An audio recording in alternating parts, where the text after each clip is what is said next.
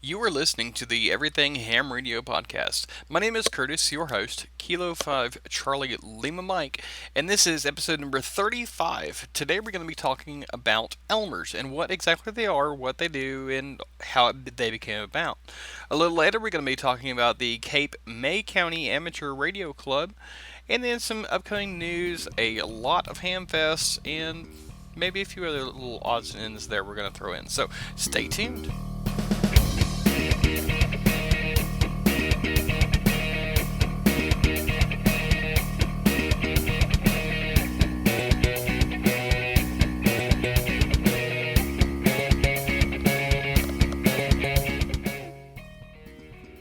Hey everybody, and welcome back to the Everything Ham Radio podcast.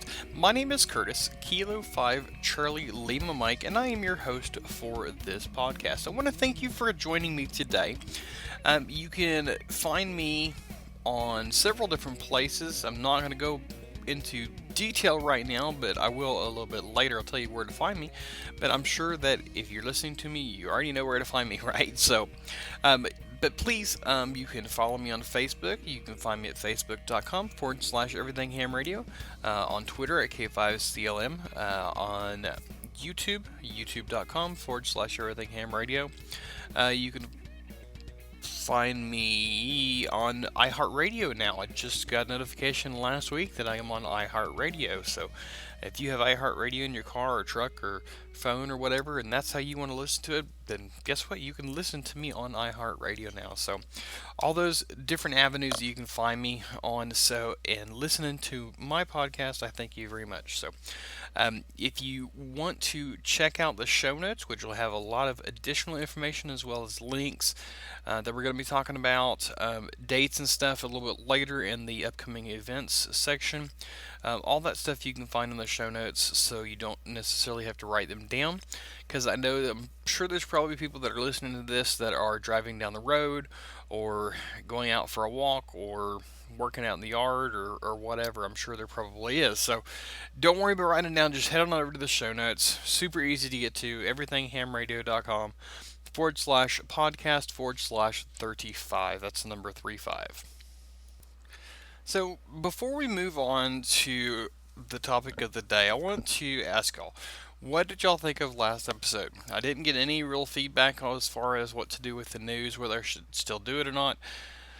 I'm thinking I probably will. It just might be a little old news. But then again, the news is, yeah, it might be old, but I'm going to kind of talk about it in my own little way and tell my feelings about it. So, yeah, it might be some old news, but we're going to go ahead and do it anyways, I think. That may change in the future, but for right now, it's going to stay that way. Also, if you didn't see my episode on YouTube, I did some extra stuff on YouTube than I have in the past. I actually made the YouTube video on my computer and uploaded it and all that good stuff. Whereas before I just let my host automatically do it and send it over, and it just had my logo. Well, this time I put all the dates of the events and the logo of the Amateur Radio Club Spotlight during that on there, and several other things. And so I think there's been a couple people that have watched it, but hopefully they enjoyed it and liked it a little better than the previous ones. At least you get something a little bit more to listen to.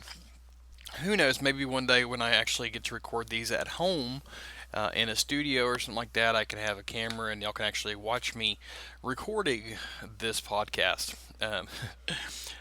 Whether you actually will like it or not, it's a different story, because I kind of, I talk with my hands and I'm sitting here staring at a computer screen or something like that, and I'm sure if somebody walks by and sees me waving my hands and talking and all the other stuff that I do, and when I'm recording these things, I'm sure they're probably like, "What in the world is this guy doing?" But anyways, please let me know what you thought about last episode. You can go to the show notes and leave a comment there, either in the last episode or this episode, and let me know. So this week we are talking about Elmers. We're going to talk about it a little bit, and we're going to talk about a radio club in the club spotlight, like we normally do. I can't remember off the top of my head which one it actually is, though, but I'm going to pause the recording and I'm going to go look and I'll be right back. Okay, I'm not very organized with this episode, and I'll tell you why here in just a second. Anyways, the Amateur Radio Club spotlight for this episode is going to be on the Cape May County Amateur Radio Club, and we'll talk about them a little later. So, let me tell you exactly what happened. Okay, this has been one heck of a weekend for me, and we started out. I get here Friday morning, and first things out of that I walk into is one of the night sergeant and the dispatcher that I'm relieving talking about an accident that happened to one of the deputies. First thing pops into my head, oh my God, that somebody's hurt, and what exactly happened, all that good stuff. Those questions that happen that you pop into your head when you find out that a friend has been in an accident. Well, thankfully he wasn't hurt. So Saturday comes around. Nothing happened that night. It's all great. Saturday morning when I get here, it's blowing wind at like 50 miles an hour, and a storm's coming through. And normally that means trouble for us. Normally that means a bunch of accidents because the main road that goes through our county where I work is very windy, and yet it's like 65, 70 miles an hour, and they're redoing it as on top of that. So just a little bit of rain and it gets really slick and people start having accidents. Well, sure enough, lady calls, yeah, I'm here, this is what happened, yada yada. And so I send an officer out, and he's sitting there talking to her, and gets back in his car and talks on the radio to me. And the next thing I know, he's saying that he's been in an accident, that somebody hit him. So, within basically a 36-hour period, we're down two police units, two police cruiser units, and two officers. He didn't fare as well as the one on Friday night did. He actually got hurt a little bit, but he's okay. So all this happened yesterday morning when I had planned on originally recording this. Needless to say, that didn't happen because I got very busy after that. But so now here it is, Sunday morning, and it's 9/11, and I tried to get myself organized to record this and figure out what I'm gonna do, and I'm honestly not doing a very good job at it. But I'm gonna push on, and we're gonna get through this, and I hope that y'all like this. So, I guess let's go ahead and talk about Elmers. Hey guys and gals, real quick, I got a email shortly after I published my last, or the current episode, and come to find out, I have a new discount code for all of y'all. Gigaparts is providing a discount code for 10% off of any Nanook case, and this case is really neat. It's kind of like a Pelican case, and these things are made in Canada, so they're not made in China. All of them have built-in foam where you can customize them. You can use them for your radio equipment, your testing equipment, a drone or laptop, or whatever you want to do. It's totally customizable. Products range anywhere from like $25, I think, all the way up to several hundred. And they're really awesome waterproof cases. That some of them have rollers, some of them have handles. So head on over to the show notes to check out some additional links that I provided, both to the company as well as to the current stock of that Gigaparts has in stock right now. Again, you can get a 10% discount off of any purchase of a Nanook case. All you got to do at checkout is put in the code of EHR10 to get that 10% off. So head on over there and check it out. Okay, so in this Tech Corner segment, we're going to be talking about Elmers. Now, I know it's not tech thing, and I might need to find another segment name or something like that. Maybe the class of ham radio or something like that. I'll tell you what, why don't y'all help me pick out a name for this segment? This segment is basically going to be for the the learning segment or teaching segment or stuff like that. So why don't y'all help me figure out a name for this segment? Leave it in the comments of the show notes, everythinghamradio.com/podcast/35. Let me know what I should name this segment. Anyways, we're going to be talking about Elmers today. So the first question that most people ask is, what is an Elmer?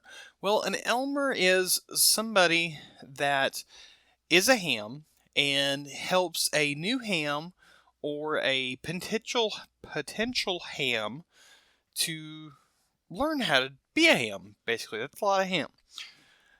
Basically, they will, they'll help you get your license.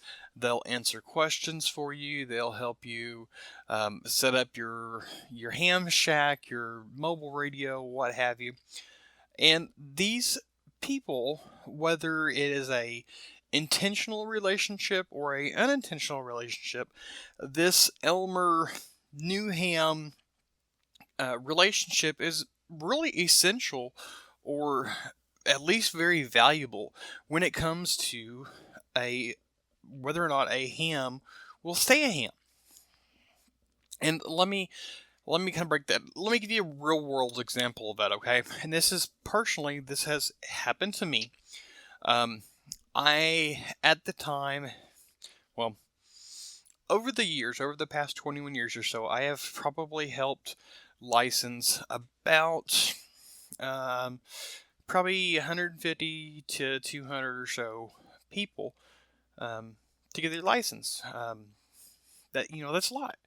Unfortunately, some of those have let their license lapse, or don't talk on the radio anymore, or don't have anything to do with ham radio.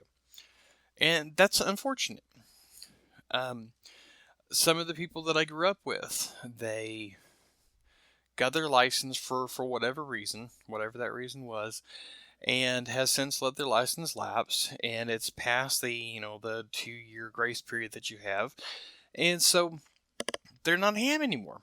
And that's just really very sad for me, because that means that me as their friend didn't do a very good job at Elmering them. Or at least potentially that could be a reason. Some of them might have gotten interested in other things and just kind of let their amateur radio experience go to the wayside. I mean, I totally understand that. I was out of ham radio for 5, 6, 7 years or so at one point in time. I rarely used it, if at any. And even to this day, unfortunately, because I moved, I don't have a station in my house anymore. I don't have a HF station set up. I don't have much more than a mobile radio in my car that, in all honesty, I don't even turn on right now because my antenna is messed up. But even when my antenna was working, I would turn it on when I got in the car and was on my way to work. And when I got to work, I turned it off. And I do the same thing on the way home. And that was the gist of my ham radio experience, with the exception of, nets once a week or something like that. It's sad, but here I am, a husband, a father of 5 kids most of the time, and a podcaster, a blogger, a 911 operator. All these things come into play, and all these things take time away from what you enjoy doing. And since I can't do that as much as I want to, I do this and help y'all. So I'm kind of a virtual Elmer. So the next question I get asked a lot is, where did the term Elmer come from? And I answered like this. This is the term Elmer originally appeared in QST magazine in March of 1971, and it appeared in the How's DX column of Rod Newkirk. At the time was Whiskey 9 Bravo Romeo Delta. He is now Victor Alpha 3 Zebra Boy Boy. I think I like the other call sign better. Newkirk called them the unsung fathers of amateur radio. While he was probably not trying to coin a term at the time, here's how Newkirk introduced Elmer into his column, as it turned out to the rest of the amateur radio world. And I quote, "Too frequently one hears a sad story in this little nutshell. Oh, I almost got a ticket too, but Elmer W9XYZ moved away and I kind of lost interest." I've heard this story many times before. Nowadays, I know somebody that wanted to get his license, and I actually know one or two of them that has expressed an interest to getting their license, and for whatever reason they haven't, and that's a bad sign on me and some of the other people, and it could even be them. They have other interests as well and just don't have the time. Anyways, Newkirk went on to say, "We need those Elmers, all the Elmers, including the ham who took the most time and trouble to give you a push towards your license, are the birds who keep this great game young and fresh." So, really, as you can see, the term Elmer is really not that old. Like I said, it was in QST magazine in 1971. So I'm sure that all of y'all have had some sort of Elmer in the past, whether that was the person that gave you your test, or gave you a class, or your best friend that got licensed at the same time, or whatever that was. I'm sure that each of you had some kind of Elmer, which is a great thing, because Elmering is probably one of the most important things about or in our hobby, to keep it growing, to keep it new and fresh, and people learning new things. I mean, most of the time you don't get people that will do something of their own accord and teach themselves totally. I mean, there's always going to be a question that somebody who can't find the answer for, or doesn't know the answer for. And even really, if you think about it, if I have a question of, say, how to set up a mesh network or something like that, I'm not just going to, go willy-nilly and reinvent the wheel. I'm not going to do that. I'm going to look on YouTube. I'm going to look on Google or Bing search or wherever and search for something. How to set up a mesh network, or how to set up a repeater, or how to program my handheld. And we're going to see these blog posts and page articles and YouTube videos and all this on how to do what we search for. That's the beauty of the internet nowadays. But if you think about it, those people that took the time to write those articles or record that YouTube video or a podcast episode are basically Elmers. They're teaching you how to do something. So really, an Elmer has even more of a meaning and more of a reach than what it used to. However, all that being said, a local Elmer is still probably the best way to go. And the reason I say that is because they have the face-to-face time. They have the one-on-one attention, or at least the 1-on-3 or 4 or 5, or teaching a class or whatever. They have that local interaction, that face-to-face interaction with you. And people learn typically a lot better in person than they do by watching a video, or they learn by doing more than they do by watching or reading. They retain it better. It's just the way that the mind works. Now, there are people out there that say, well, I can read just fine and understand it and how to do it. But yeah, I can see that. I'm that way to a point. I can read something and I can typically figure it out as I'm going along and actually doing it by what I read. However, actually sitting down and doing it is where the practice comes in. Actually having somebody there with you saying, okay, this is how you do it, or try this way, is going to be a whole lot more useful, and you're going to learn it a whole lot faster than you would trying to do it all by yourself. So, have you had one of those types of people in your life, in your ham radio career, or your ham radio journey, and you think maybe they just need a little bit more recognition for that? Well, guess what? There is such a thing like that. You can go to the ARRL and you go arrl.org/Elmer-award. You can get them a Elmer award. You go to this page, you fill out a form with your call sign, email, your name, the Elmer's name, call sign, address, stuff like that, and they will get a certificate, an Elmer Award certificate, presented to them or sent to them via the ARRL.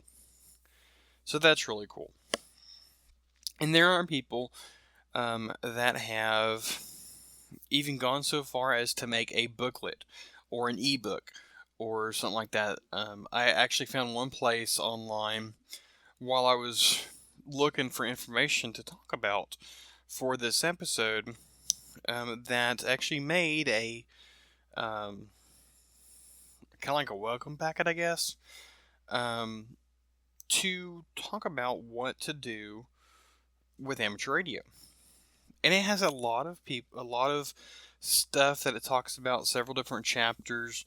For example, how to get started in amateur radio, things to buy, things to read, local stores in the area. Talks about amateur radio computer bulletin boards, what is a repeater, operating practices, packet radio, articles by a person named Harry Ricker, KC3MX.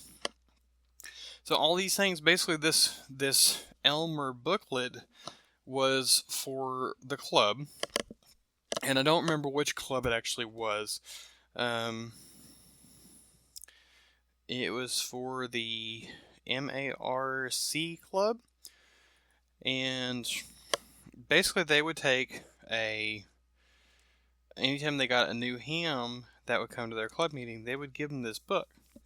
It's the Montgomery Amateur Radio Club is where it is, and they're still going strong. They still have quite a few things.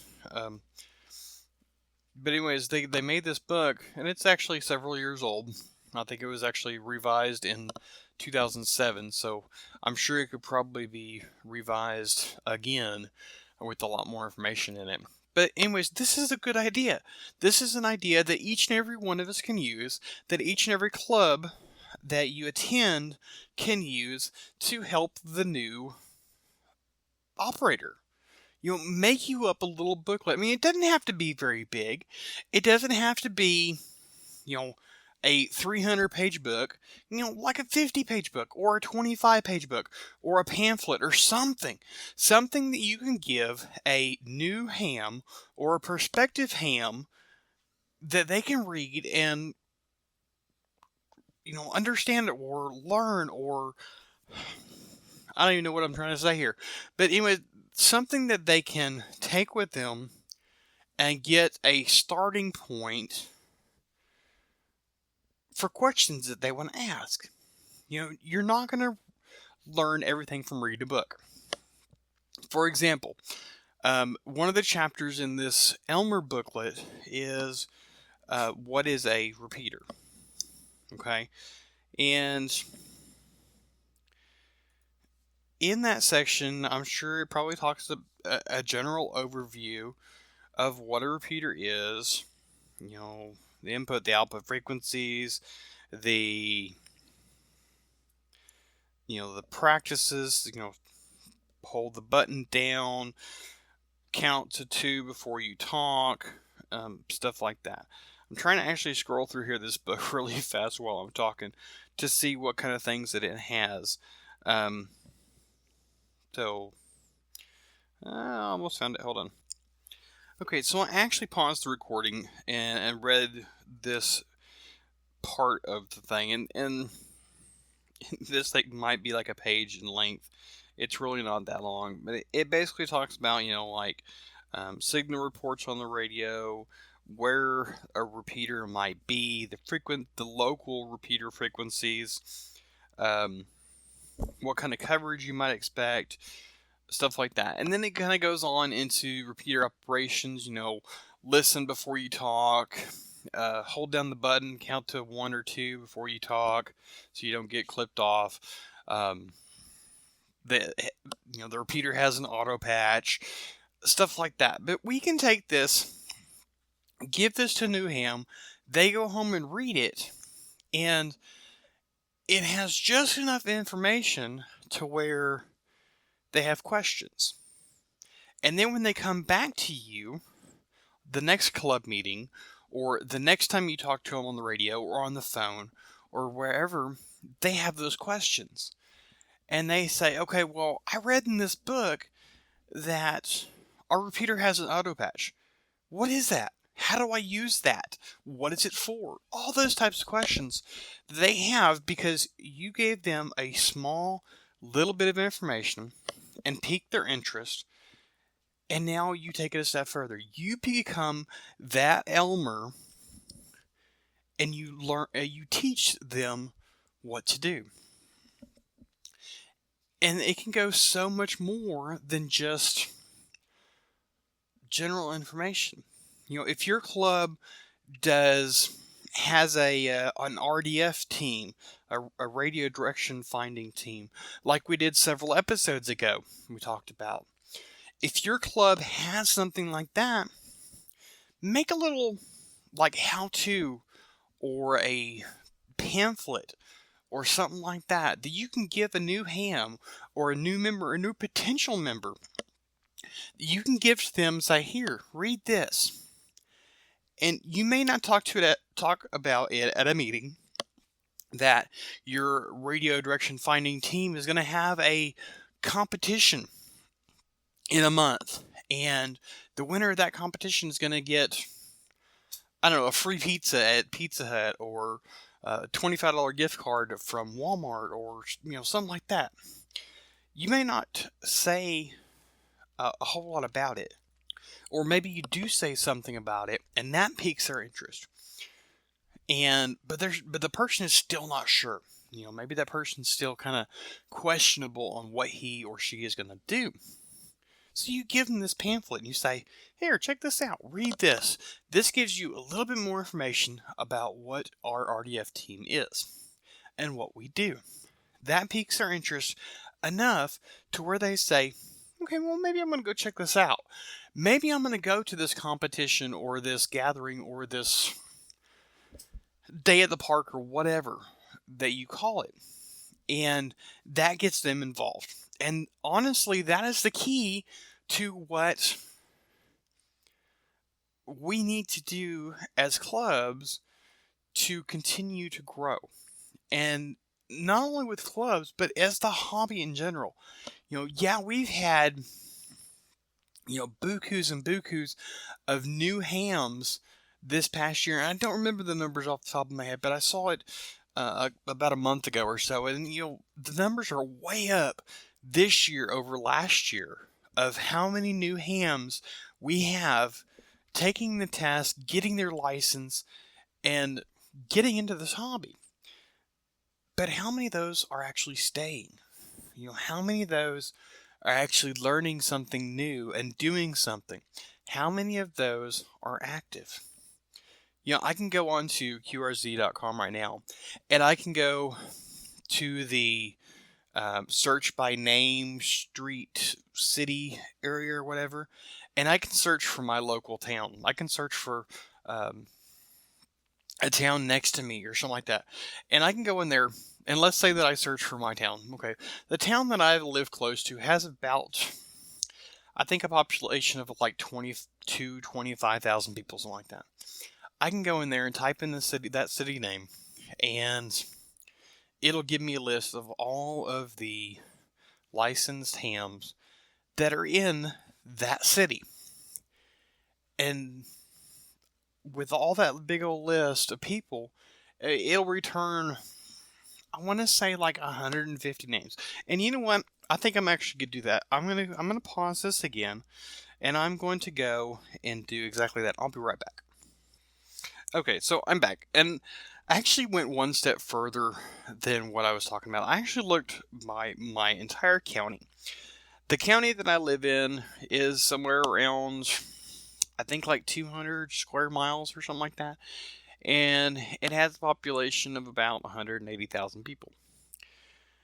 Searching for this county, all the operators that are licensed in this county are 716 matches. Okay, now that's a lot of people, and you would think that with the, I don't know, it's something in the neighborhood of like 7-8 repeaters that we have in this county alone, that they would all be busy, but they're not. They're all dead. And I'm serious. I mean, it's a sad thing. Yeah, I hear every now and then, of course, like I said, I don't have my radio on a lot, but from other people have said, there are a few conversations that you might hear that, happen on the repeater, or when I listen to them a lot, and like before, when I had my actual station at home, I'd have my radio on, basically 24/7, and I would rarely hear anything, rarely hear a conversation, and that's a sad thing. So, where are all these people that are licensed in this county? Where are they? Are they on HF because they don't like VHF? Yeah, some of them. Some of them I know do not like talking on the repeaters, don't like talking on VHF, UHF frequencies. They're strictly HF people. There's some of them that are strictly CW people, and they rarely talk on repeaters. So, yeah, okay, I can understand that. But out of those 716 people that are in this county, maybe 15, 20, maybe 100 people, I would say, out of this list, might have that as an excuse. Another percentage of this 716 people live in a town that is bordering between my county and the county to the north of us, probably work in the county north of us, so they probably hang out on repeaters to the north of us.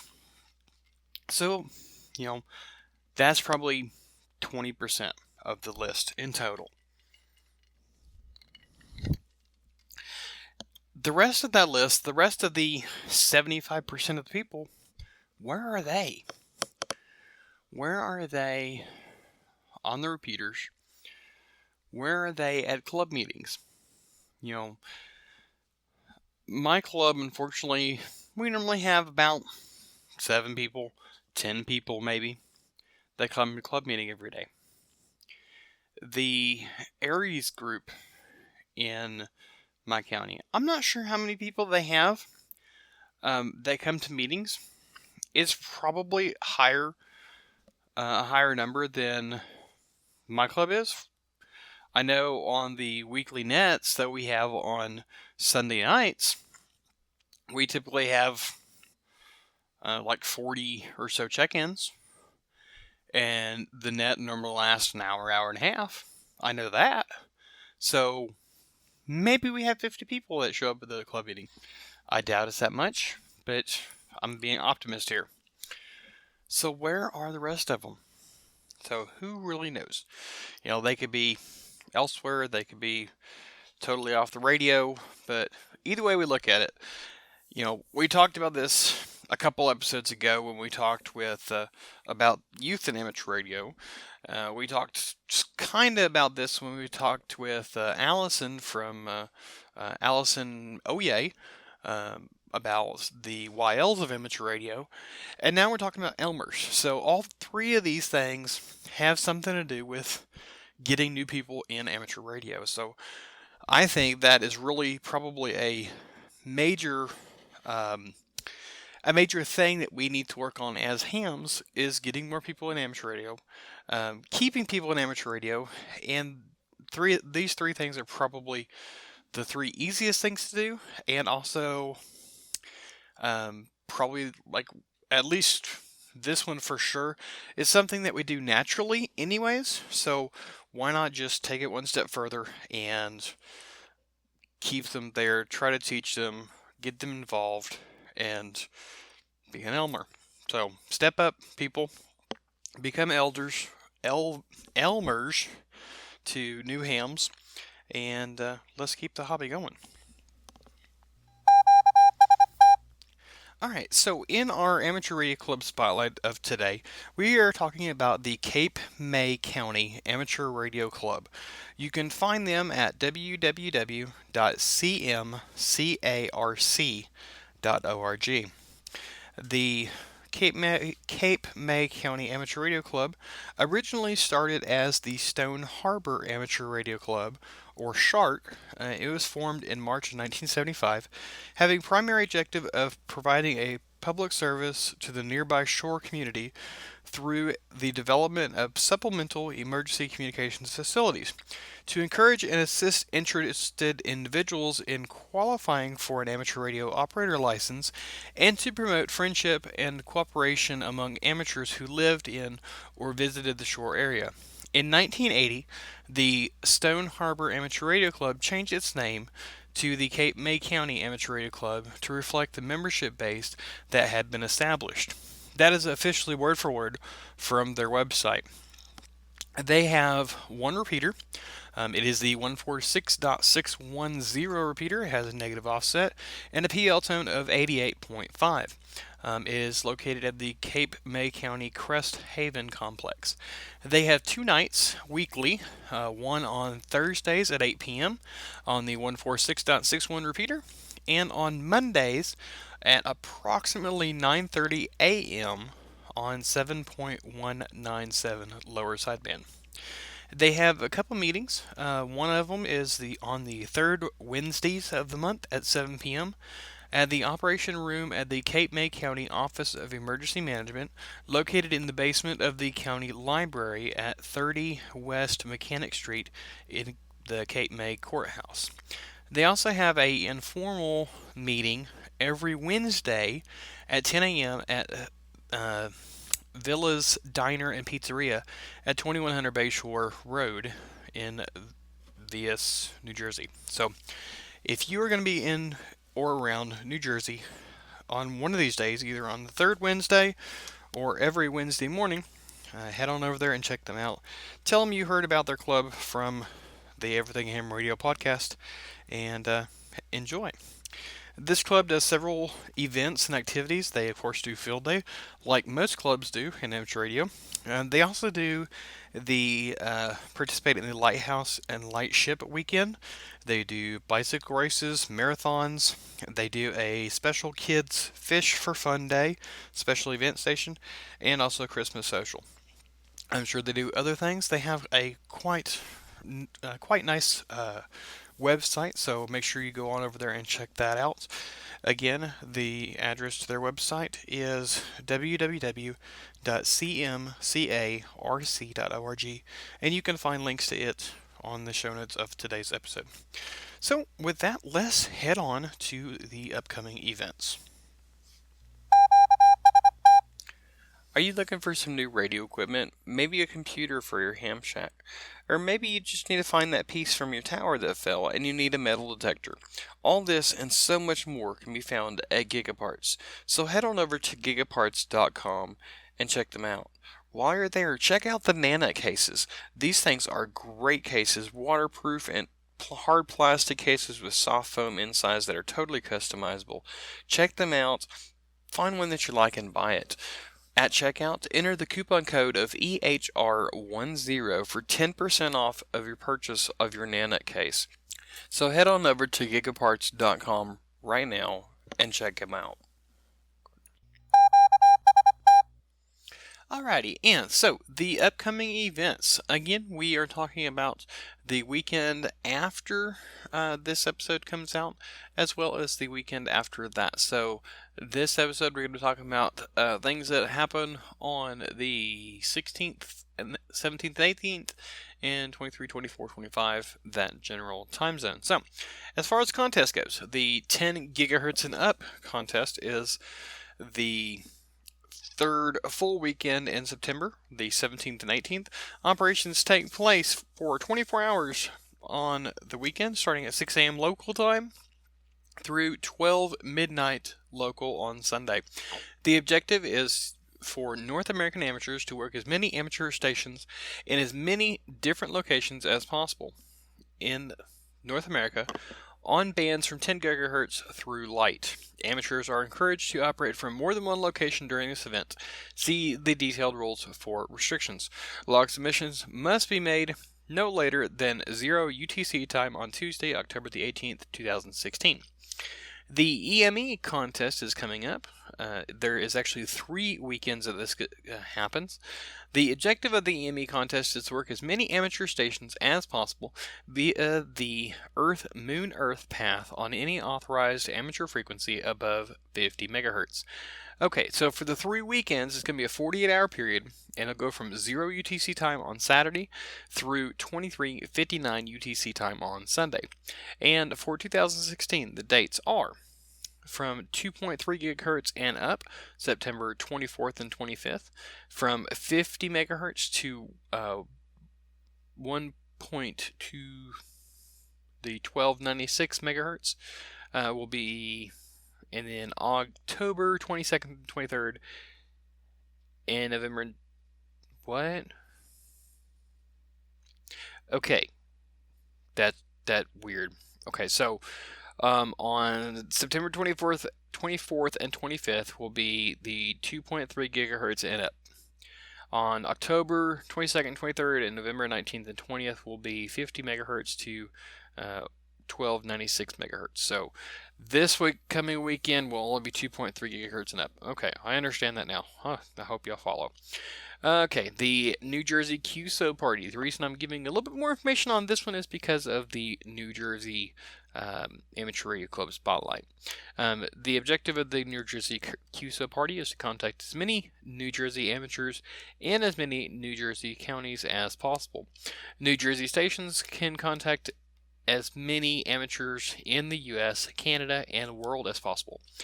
The dates for this are going to be the September 17th and 18th.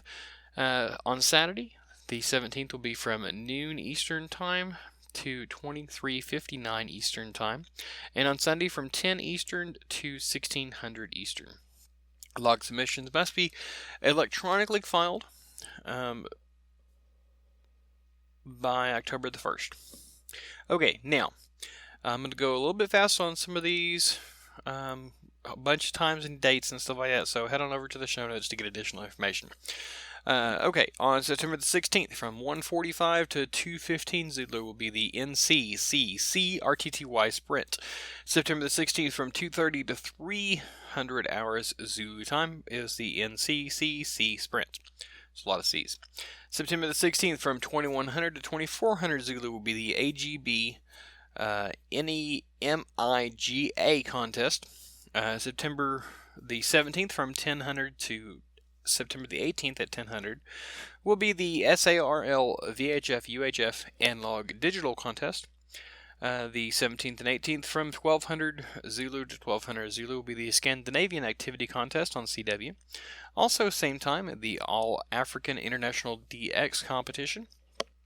The 17th from the 1300 Zulu to 1300 Zulu on the 18th is the SRT-HF contest on single sideband. The 17th from 1600 Zulu to 2200 Zulu will be the QRPA field contest. September the 17th from 1600 Zulu to September the 18th at 0400 Zulu. And on the 18th from 1600 Zulu to 2200 Zulu will be the New Hampshire QSO party. And the same time, we'll also have the Washington State Salmon Run. On the September the 17th from 1800 to 1959 Zulu will be the Feldhell Sprint. September the 18th from 0 to 400 Zulu will be the North American Sprint on RTTY. September the 18th, 1700 to 2100 Zulu will be the BARTG Sprint 75. September the 19th from 100 to 300 Zulu will be the Run for the Bacon QRP contest. Also on September the 19th from 1900 local time to 2300 local time will be the 144 megahertz fall sprint. September 21st from 230 Zulu to 300 hours Zulu will be the phone fray. September 21st, 1300 to 1400 Zulu, and from 1900 to 2000 hours Zulu. And on the 22nd, from 300 to 400 Zulu will be the CW Ops Mini CWT test. And last on the contest calendar for the 22nd of September, from 030 Zulu to 230 Zulu, will be the NAQCC CW Sprint. All this information can be found on the show notes, and it was taken from the ARRL and WA7BNM contest calendars. Okay, so on to Hamfests. Alright, so on to Hamfest. The September the 16th, 2016 will be the St. Petersburg, Florida, will be the ARRL TA and TAPR Digital Communications Conference, the W9DXCC DX Convention and Banquet in Schaumburg, Illinois. On the 17th will be the All Arkansas Hamfest in Little Rock, Arkansas, the Augusta Hamfest in Grovetown, Georgia, the Gadsden Hamfest in Attala, Alabama, the GRA Hamfest 2016 in Wyoming, Michigan, Illinois State Convention at Peoria Superfest in Peoria, Illinois, the Ohio, Kentucky, Indiana Hamfest in Cincinnati, Ohio, the St. Croix Valley ARC Hamfest in Alexander, Maine, the 10th Annual Sacramento Valley Hamfest in Lincoln, California. And on the 18th will be the Adrian Hamfest in Adrian, Michigan, the Flea at MIT at Cambridge, Massachusetts, and last but not least, the Garden State ARA Hamfest in Trenton Falls, New Jersey. And the following weekend, on the 23rd, will be the W4DXCC DXN Contest Convention in Pigeon Forge, Tennessee. The 24th is a busy day for around the country. The starting thing will be the 41st Annual Elmira International Hamfest in Horseheads, New York. Bloomington ARC Hamfest in Bloomington, Indiana. The CLARC Annual Hamfest in Alexandria, Louisiana. Covington Hamfest in Covington, Georgia. The DVRA 2016 Hamfest in West Windsor, New Jersey. The Free Gate 2016 in Greensboro, North Carolina. North Dakota State Convention, the RRRA Hamfest in West Fargo, North Dakota. Let's see, next is the ORC Regional Fall Swap Fest in Cedarburg, Wisconsin. The Pasco County Hamfest in Odessa, Florida. Also in Florida, the Pensacola Hamfest in Pensacola, Florida. Radio Expo 2016 in Belvedere, Illinois. The Reno Ham Swap in Verde, Nevada. Richmond, Kentucky Hamfest in, yep, you guessed it, Richmond, Kentucky. San Joaquin Valley Section Convention, Rally in the Valley in Modesto, California. SmartFest 2016 in Henderson, Minnesota. And the Washington State Convention in Spokane, let's try that again. The Washington State Convention and Spokane Hamfest in Spokane Valley, Washington. And finally, on the 25th, the Cleveland Hamfest and Computer Show in Berea, Ohio, I guess, Berea, and the Ocean Monmouth County ARC Tailgate and Hamfest in Wall Township, New Jersey. And that wraps it up for the 2 weeks of Hamfest and events. If any of y'all have a Hamfest that is not listed either on the ARRL list, please shoot me an email, k5clm at everythinghamradio.com, and I will make sure to include it in the proper episode. So anyways, that brings me into this. Let's finish up this episode with the news. Alrighty, so in the news, taken from the ARRL newsfeed, higher bands will pick up this fall. Data suggests smaller solar cycles may lie ahead. Propagation guru Carl Lutzelswab, K9 LA, says that while conditions on 12 and 10 meters will pick up as they always do in the fall, FT propagation on these bands will decline thereafter, with only sporadic E during the summer months as possible saving grace. On the other hand, the lower bands, 160, 80, and 40 meters, should be good going forward, and 20 and 17 meters will be the mainstays of daylight HF propagation. He also says that he made these observations during the August 23rd Worldwide Radio Operators Foundation sponsored webinar, Solar Topics, Where We're Headed. He said data suggests that cycle 24, the current solar cycle, will bottom out in 2020, and advises that radio amateurs may need to lower their expectation on higher bands and 6 meters, looking beyond that. He says, and I quote, "I think the only conclusion we can make with some confidence is that we are headed for some small cycles." So basically what he's saying is that we're going to have some short cycles, some small cycles. We're not going to have a whole lot of sunspots, and propagation's going to stink for the next few years or so. So unfortunately, that's going to happen. There's not a whole lot we can do about it because we really don't fully understand the whole process inside the sun that makes the solar cycles, according to him. Thus, you should exercise caution with statements seen in the news. Yeah, that was fun and exciting. I don't really understand a whole lot of it. But anyways, all right. So what is next? Next, we are talking about some amateur radio sleuthing that pins down sources of strange RF interference. We kind of talked about this a little bit a couple episodes in our RDF episode, but this puts it into reality, I guess you could say. This is from September the 9th, 2016. Police in Evanston, Illinois contacted the ARRL lab after an apparent interference source began plugging wireless vehicle key fobs, cell phones, and other wireless devices.